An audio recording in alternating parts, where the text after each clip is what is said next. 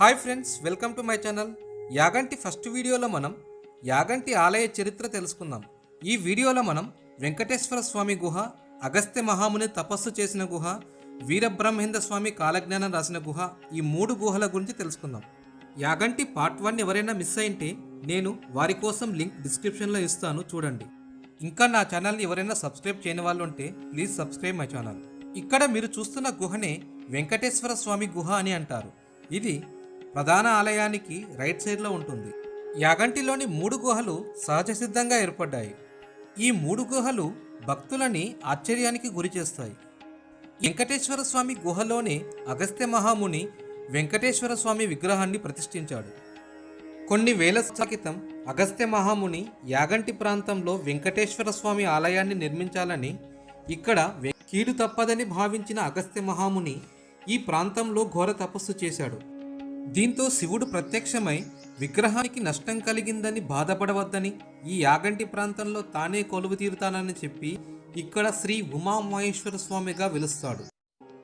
అవయవలోపమున్న విగ్రహాన్ని ఇప్పటికీ మీరు ఈ గుహలో చూడవచ్చు. ఈ యాగంటి క్షేత్రంలో శనీశ్వరుని వాహనమైన కాకికి ప్రవేశం లేకపోవడం ఒక వింత. అగస్త్య మహాముని తపస్సు చేస్తుంటే కాకుల గుంపు అగస్త్య మహాముని తపస్సుకి ఆటంకం కలిగించడంతో కాకులు ఈ ప్రాంతంలో తిరగరాదని అగస్త్య మహాముని శపించాడు. అందుకే అప్పటి నుంచి ఇప్పటి వరకు ఈ ప్రాంతంలో కాకులు కనిపించవు. అందుకే ఈ ఆలయంలో నవగ్రహాలు ఉండవు. అందుకే శని ప్రభావం లేని క్షేత్రంగా ఈ ఆలయం విలసిల్లుతోంది. ఈ గుహలోని విగ్రహం తిరుమల శ్రీ వెంకటేశ్వర ఆలయం నిర్మాణానికి ముందే ప్రతిష్ఠించబడింది. శ్రీ పోతులూరి వీరబ్రహ్మేంద్ర స్వామి వారు తన కాలజ్ఞానంలో ఈ స్థలం తిరుపతికి ప్రత్యామ్నాయంగా మారుతుందని రాశారని చెబుతారు. ఈ వెంకటేశ్వర స్వామి విగ్రహం ఏకశిలా విగ్రహం. ఈ గుహలోనే ఎంతోమంది మునులు ఇక్కడ తపస్సు చేసేవారు. ఈ వెంకటేశ్వర స్వామి గుహ పక్కనే అగస్త్య మహాముని తపస్సు చేసిన గుహ ఒకటి ఉంటుంది. ఇప్పుడు అగస్త్య మహాముని గుహ గురించి తెలుసుకుందాం. ఇదే అగస్త్య మహాముని తపస్సు చేసిన గుహకు దారి. భక్తులు ఒకప్పుడు ఈ ఆలయంలోకి రావడానికి రోకళ్లను వాడేవారు. అందుకే దీనిని రోకళ్ళ గుహ అని అంటారు. ఈ గుహలోనే అగస్త్య మహాముని తపస్సు చేస్తుంటే కాకులు తపస్సుకి ఆటంకం కలిగించాయి. యాగంటి ఆలయాన్ని సందర్శిస్తే శనిదోషాలు పోతాయని భక్తులు నమ్ముతారు. అగస్త్య మహాముని తపస్సు చేస్తున్న సమయంలో కాకాసురుడు అనే రాక్షసుడు తీవ్రమైన అడ్డంకులను సృష్టించాడు.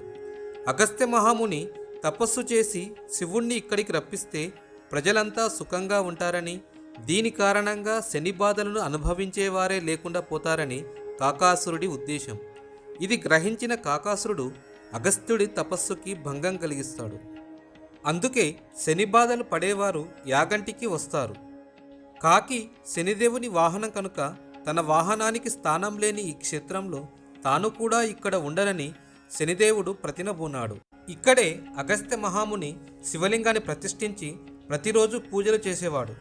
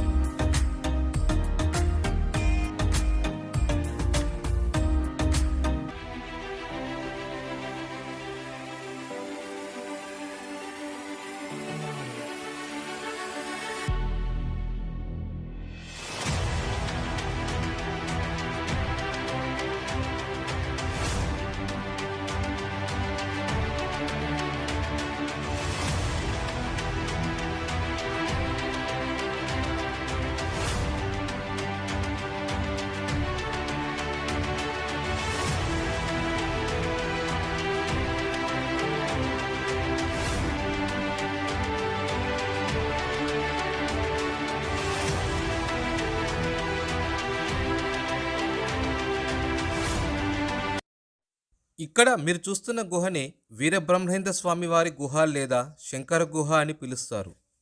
ఈ గుహలోకి స్వామివారు 12 ఏళ్ల వయసులో వచ్చి కొంతకాలం నివసించారు. కాలజ్ఞానంలోని కొంత భాగాన్ని వీరబ్రహ్మేంద్ర స్వామివారు ఇక్కడే రాశారు. బ్రహ్మంగారి శిష్యురాలైన గరిమిరెడ్డి అచ్చమాంబ ఆమె భర్తకి ఇతర శిష్యులకి జ్ఞానోపదేశాన్ని ఈ గుహలోనే చేశారు. ఇక్కడ మీరు చూస్తున్న లింగాన్ని వీరబ్రహ్మేంద్ర స్వామి వారు కాశీ నుంచి తీసుకొని వచ్చి ప్రతిష్ఠించారు. ఇలాంటి మరిన్ని వీడియోస్ కోసం నా ఛానల్ని సబ్స్క్రైబ్ చేసుకోండి.